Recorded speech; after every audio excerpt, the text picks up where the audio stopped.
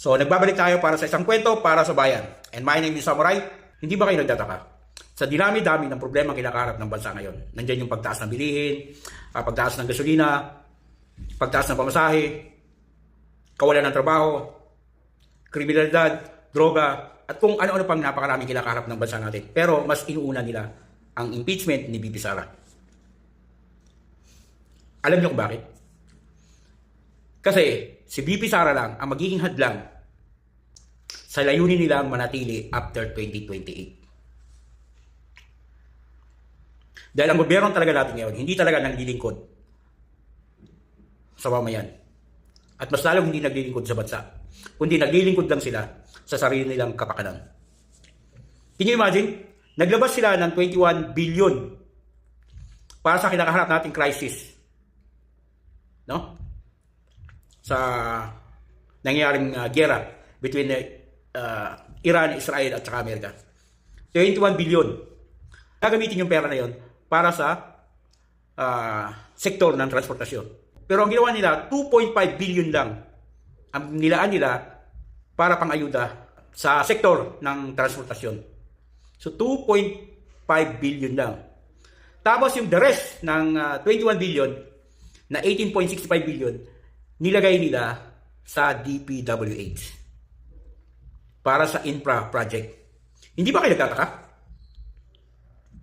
Di ba? Kung talagang intensyon ng gobyerno natin ngayon ay ang masolusyonan ang kinakaharap nating crisis, pagdating sa gasolina, pagdating sa sektor ng transportasyon, dapat yung kabuuang 21 billion na yon ay nilatag o inilaan, no, sa sektor ng transportasyon. At bahagi na dyan kung paano makakuha ng supply ng langis para maging stable pa rin yung presyo ng mga bilihin, lalong-lalo na ang presyo ng gasolina. Pero bakit nila nilagay sa DPWH? Yun ang malaking question mark. Bakit mo ilalagay doon sa DPWH? No? Anong connection ng DPWH sa crisis na kinakaharap ng bansa? Lalong-lalo na ang sektor ng transportasyon. Kung talagang gusto nyo maglingkod ng tama, kung talagang concerned kayo sa sektor ng transportasyon, hindi nyo ilalagay ang kabuuang 18 billion sa DPWH. Dahil walang connection ang DPWH para maging stable ang krisis na kinakaharap natin, lalong-lalo na ang sektor ng transportasyon. Sumablay na kayo noong 2025 pagdating sa DPWH, yung inyong flood control project. Tapos ngayon, maglalaan ka na naman sa DPWH para sa infra project. Para ano? Para maging stable yung crisis na kinakaharap natin? Hindi siguro. Nilagay niyo yung pera na yan sa DPWH kasi meron kayong binabalak yan. Baka yan pa yung budget na yan ang ipapambayad nyo sa mga congressman na pipirma sa impeachment ni BP Sara. Di ba? Kasi kayo hinala yung kilos nyo. Naglabas kayo ng pondo ng 21 billion para sa sektor ng transportasyon.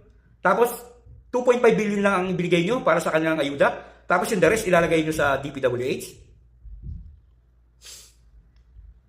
Kahina-hinala yung ganyang klaseng galawan. Kaya ako, ang hinala ko dyan ay yung gagamitin pondo para pambayad sa mga congressman na pipirma sa impeachment. Kasi talagang wala kayong planong bumaba sa after 2028. Gusto yung manatili kayo. Kaya kahit sa dami ng kinakarap na problema ng bansa natin, ganyan ang ginagawa nyo dahil gusto nyo manatili after 2028. Sa dami ng problema kinakaharap ng bansa natin, pero mas nakatutok kayo sa pagpapa-impeach kay BP Sara. So kaya yung gobyerno natin ngayon, wala talaga sa intention nila na maglingkod ng tapat sa mamamayan. Kasi kung talagang tapat sila maglingkod para sa mamamayan at concerned sila sa kalagayan, kinakaharap ng transport sector ngayon, hindi nila ilalagay yung 18 billion sa DPWH, kundi ilalagay nila para maging stable yung presyo ng gasolina, para hindi itaasan yung presyo ng bilihin, pamasahe, lalong-lalo na yung mga pangunahing pangangailangan ng mamamayan. Di ba? So isa lang ibig sabihin nito kung bakit nila nilagay yung 18 billion sa DPWH. Meron silang binabalak gawin. Kaya para sa akin palagay, gagamitin yung pera na yun para pambayad sa mga congressman na pipirma sa impeachment ni BP Sara. So my name is Samurai, para sa isang kwento para sa bayan.